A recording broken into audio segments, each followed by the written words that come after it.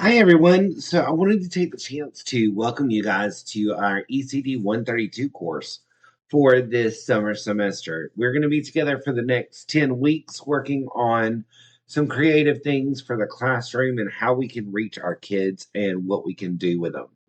I know that it's going to be a great summer session, and we're going to go ahead and get down to it and get the ball rolling and talking about a few things. So, the first thing that I want to make sure we talk about is a little bit about me so that you're aware who this crazy guy you keep hearing his voice or get emails from or texts from or whatever else. Um, I am your teacher this semester, and I am looking forward to getting to know and work with each of you. And so, some other things about me is I have been a teacher for the last 16 years. I'm wrapping up year 16, so I'll be going into year 17 next year. And I have taught every grade level in grades 4 through 8. I have mostly taught English language arts or social studies. I have taught virtually. I have taught in charter schools. I have taught in traditional public schools. So I have a varying background in what I do and those types of things. Just don't try to throw me at a math class to teach math skills. That's my one struggle. I'm originally from Johnsonville, South Carolina, small town right down the road from Florence, and I got my bachelor's degree in elementary education at Newberry College. While I was there, I was a teaching fellow, which allowed me to pay for most of my college. I simply taught in the state of South Carolina for 4 years, and they paid it all. So if you have questions about teaching fellows, I will be glad to talk with you about that because that is could be a next step for you if you're looking for getting your bachelor's in education. I then went on to Ashford University, where I got a degree in teaching and learning with technology and learning how to integrate technology in the classroom and making sure that it's effective for all students when we're working on things. And then last but most certainly not least was my second master's degree in educational leadership from Coastal Carolina University. And taking this course for this degree allowed me to become certified to be a principal in my future, which I'm hoping to be doing soon. Not yet, but I'm hoping to eventually be doing that. Now, some of my favorite things that I love and are really important to me is books. I absolutely adore the Harry Potter series. It is one of my most favorite things the world. I'm actually going to get to go to Universal this year to the Harry Potter world, so I'm really excited about that. My classroom is even decorated to that theme. My favorite TV show of all time is Charmed, the original, not the reboot. I don't know what they were thinking on that one, but we'll leave it at that. And then my favorite movies happen to be Harry Potter and the Prisoner of Azkaban. I think it's the best movie of the series. And then the movie Double Jeopardy, which is a bit older and stars Tommy Lee Jones and drawing a blank now. Ashley Judd, that's who it is. My favorite color is blue. I wear a lot of blue. I love the color blue. I have blue eyes. Um, so it always looks really nice on me and looks great. Now I do have a link that is very important to me and a little bit of background on them. My mom and dad, I am lucky enough, are still living, and they both live in Florence here, not too far down the road from me, and they are two people that have supported me in everything that I do. They support me in all of my decisions and everything else. They've always encouraged me. I am engaged. My fiance and I live here in Florence, and we're hoping to tie the knot and take that final step here soon. We'll see how that goes. Now, I do have two sisters, one being Jennifer, who works and lives here in Florence. She's actually a nursing director at McLeod, and she's married to Jay, and she has three of the most adorable little children. Aria, Ivy, Arav, all A's. So I get them mixed up some days. And then Brooke, my baby sister, my youngest sister, lives all the way up in Rock Hill. Hate that she lives up there because she is literally one of my best friends. She is married to Cole and does have two children. Their names are Aurora and Knox, and they are also very special to me. Now, one person that is a huge impact on my life and was constantly was my grandmother. I called her Granny. She was one of she again was one of my best friends. Especially as I got older. We had a really strong, really special bond. And in 2017, I lost her. And that's still something that haunts me. Still something that I have to deal with. Some days that grief can really creep in and make it tough to get through a day. But as we continue looking at things and learning more about each other, we'll start seeing some of each other's stories. Now, this is a picture of my fiance and I. Look a little bit different than I did in this picture, because I have been able to hopefully get my health back in control along with some of my weight things and that kind of stuff. But I love this picture because we are definitely always laughing and that kind of stuff. Amani does an amazing job at making me laugh even on my worst days. Then these are my mom and my dad, and this you can tell this was during a family photo shoot with some of these. And then here are my nieces and nephews from Jennifer's side. This is Jennifer and Jay, all three of their children. The youngest is Arav. Then we have the middle, who is Avi, and the oldest, who is Aria. And each of them have the most interesting personalities. And I love spending time with them and doing things with them. And they're so much fun. And then my other nieces and nephews are Aurora and Knox, and they belong to my sister and her husband Cole, who are in the top of the picture. And then Aurora is our young lady with the backpack, and then Mr. Knox there is in his yellow and black, representing that Hufflepuff. I'm a Hufflepuff, if anybody asks, and representing that Hufflepuff colors. So it makes me excited to see that as well. Now, as we continue looking and talking about things, there's some things that I really want you to know and understand in learning about me. I love what I do.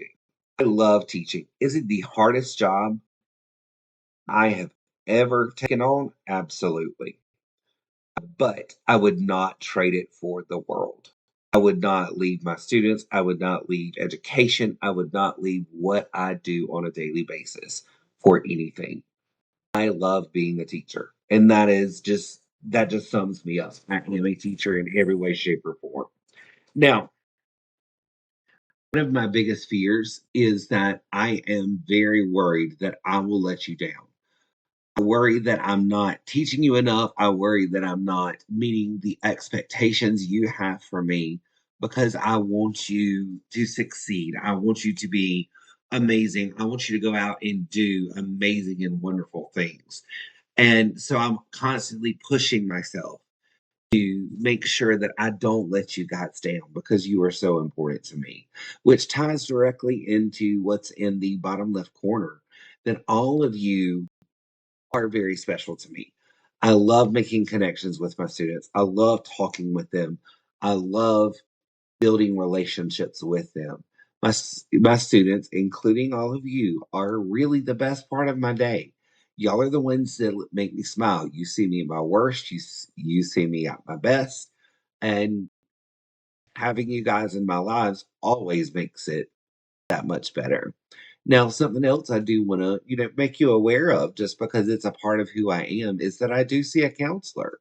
I usually see her once between once a month and once every 2 months, because I deal with both anxiety and depression, and that kind of goes into that fear that I have of letting people down and that anxiety piece. And it's something that I'm proud to say that I do it because I love me enough to work on that, to push myself to do things that I need to do for me.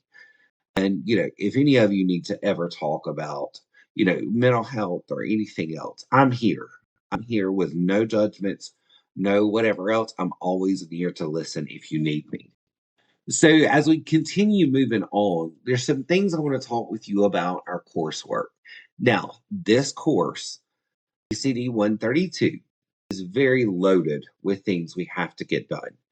And so I need for each of you to be prepared and ready each week to work on whatever it is you need to work on. Some weeks don't have a whole lot in them. Other weeks have a ton. So keep that in mind. Now, there's some weeks that are solely working on things in Cengage.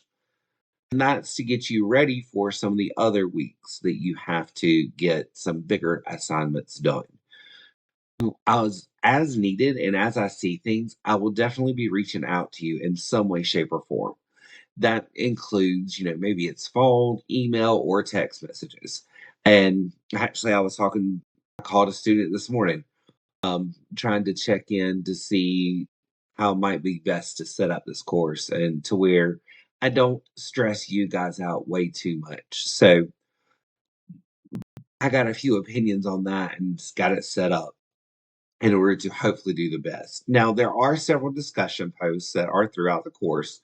You're expected to respond to those as well as your classmates.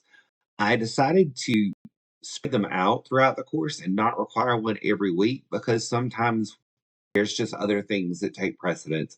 And I want you guys to know that I understand that most of you are working full time and going to school. A lot of you probably have families and want to spend time with them. I also have several Dropbox assignments, and this is predominantly going to be used for lesson plans and your lesson plan presentations. In total, you will have to write 4 different lesson plans for this course. You will have to present or conduct 2 of these lesson plans and video it and send it in. That way we can look at it, look how you're doing, and that kind of stuff. Now, let's talk a little bit about due dates. Due dates for discussion posts are firm. There's no doing a discussion post late, doing it, whenever, that kind of thing. There's no wiggle room on that. And the reason behind that being is because discussions are for you and your classmates to be able to talk to one another while we're talking about that topic. And it's very important that you treat the discussions just as if you would treat anything else. They are worth 30 points apiece. And not doing a discussion can hurt you, or doing just your post and not responding to other people can majorly hurt you. So please take the time to look at the rubric that is posted in D2L. Is important. I grade exactly by that rubric. So if it says that you should have an outside source supporting what you say, that's not there, I'm going to take points from it. If you submit part of your discussion during the week late, I'm going to take points from that.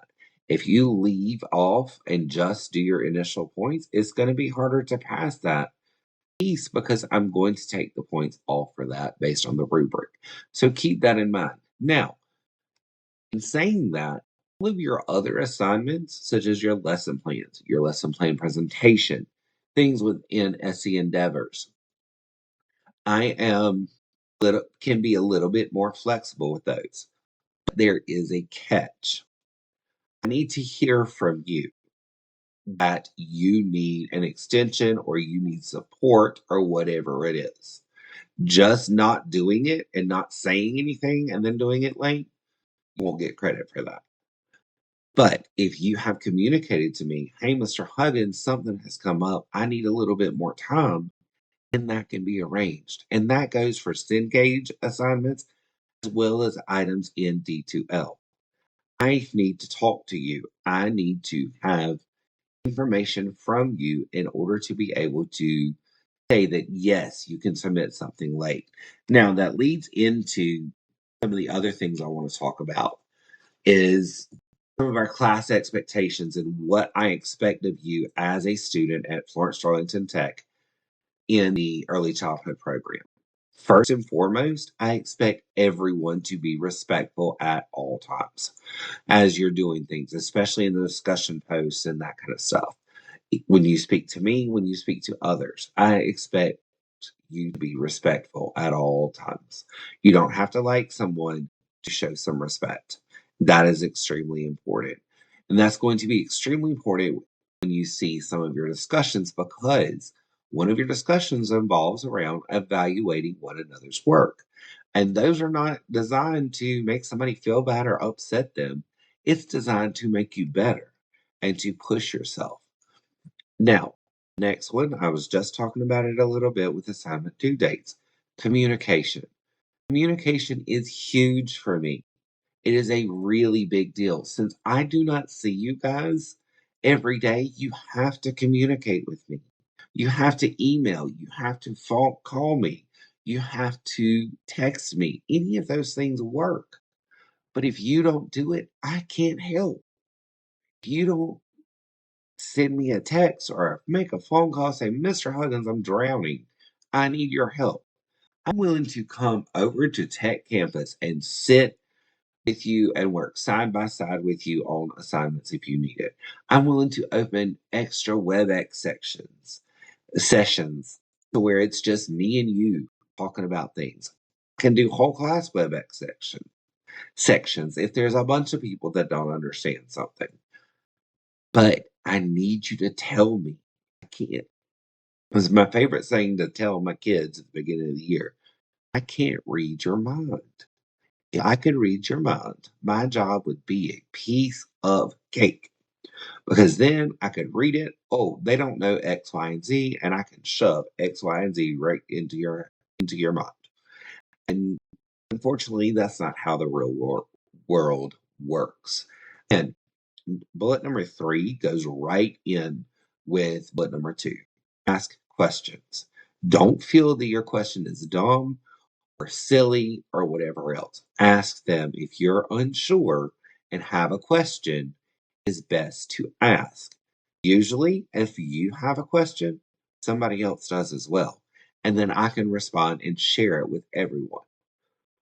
Now, and I always ask this of every student I teach. All I'm asking is you try your best. Do your best. Reach out for the help you need. Push yourself. Be as absolutely the best you can be. That's what's going to make you effective. That's what's going to make you a great teacher. And that's what's going to keep you going for future things. Now, in this last slide, I'm going to leave it here for, a good minute or two. This is my contact information.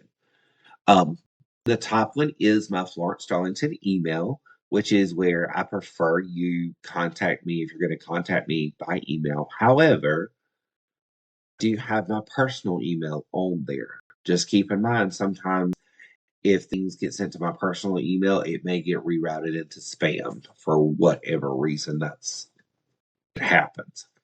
And the last thing there is my cell phone number. Yes, that is my personal cell phone. I have it with me wherever, unless I'm absolutely not allowed. Text me, call me, any of those things work. I am glad to talk with you about things. I am glad to help you with things, and I'm glad to support you with things. But I need to hear from you. That's the important piece. Now, that is it for what I'm thinking and want to introduce you to for the course. So if you have questions about this, anything else, please, please, please take the time to reach out and talk with me about it. We are going to have a great semester. I'm looking forward to working with all of you for ECD 132 and keep up the great work that you already do and know that you are appreciated and that I'm here should you need anything.